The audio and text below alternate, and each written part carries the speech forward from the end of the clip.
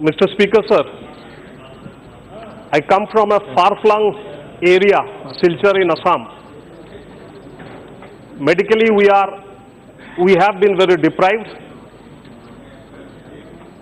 I entered medical college in the year 1989, and 30 years after walking through the corridors and the wards of medical college in both government sector and private sector, I stand here with all my conviction to support the National Medical Commission bill, which has been tabled by Dr. Harsh Vardhan on the floor of the Lok Sabha today. Mr. Speaker, sir, someone from the opposition said that Dr. Harsh Vardhan has done a very splendid surgery, but the patient will be dead in a few minutes' time. May I remind him, Mr. Speaker, sir, that Dr. Harsh Vardhan all his life has been doing brilliant surgeries. And I can assure him that today also his surgery after 4 hours, when the patient, I mean the bill, will walk out of this Lok Sabha, patient will walk on its foot to the surprise of my opposition bench members. Mr. Speaker, sir, before I start speaking on the bill per se, I would like to draw attention to the medical system that has been existing in the country for the last 70 years. Our medical system is somewhat like the mix of American system and the British system. I had the honor of working in the NHS for few years there and all. And I can say with all conviction, Mr. Speaker, sir, that Indian doctors are the best doctors probably in the whole world. Why? Because if today the entire doctors of Indian origin withdraw from the NHS system, the entire NHS system will collapse. It may be so in the United States of America also. Mr. Speaker, sir, our system has got a rural base and an urban base. Fortunately or unfortunately, 80% of the urban patients go to private sector hospital as on today. It is almost the reverse in the rural areas. So we have to walk through a fine thread to bring a balance between the rural health sector and the urban health sector. We know, many of us have spoken, the doctor-patient ratio in our country is slightly skewed. It is almost to the tune of 1 doctor is to 1,600 patients. In our country, allopathic practitioners, passed out allopathic practitioners who are there in our country are to the tune of 10.5 lakh today.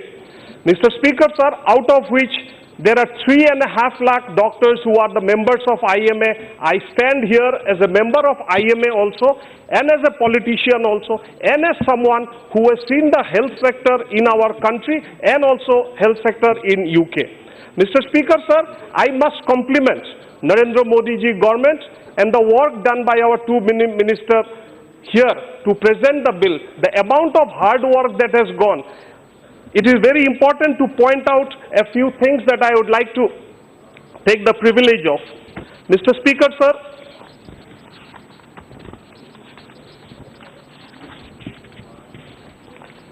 the Board of Governors that was constituted 2 years back has done a commendable job in bringing somewhat the health sector into the track and all.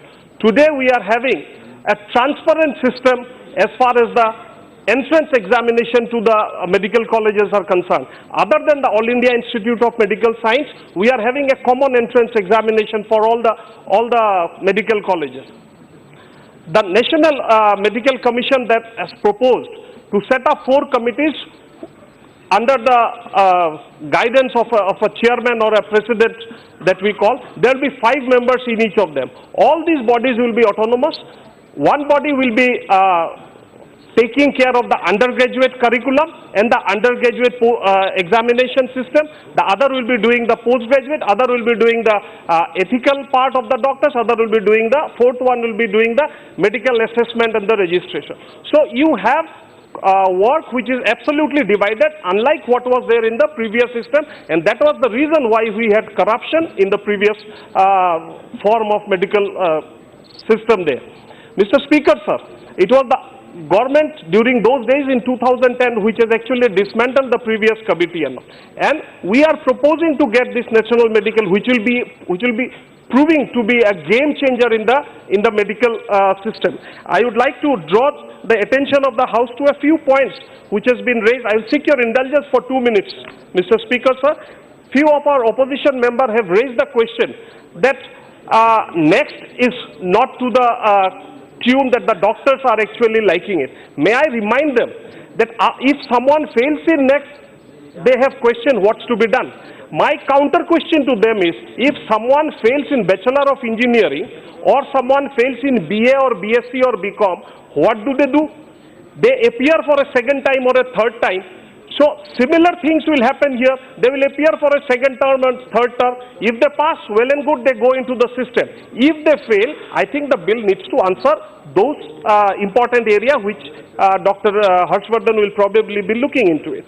Mr. Speaker, sir, I as a doctor, I was the first batch of medical students who entered medical college in Assam through an entrance examination, and we had to look into all the autonomous medical college. I'll just take 2 minutes.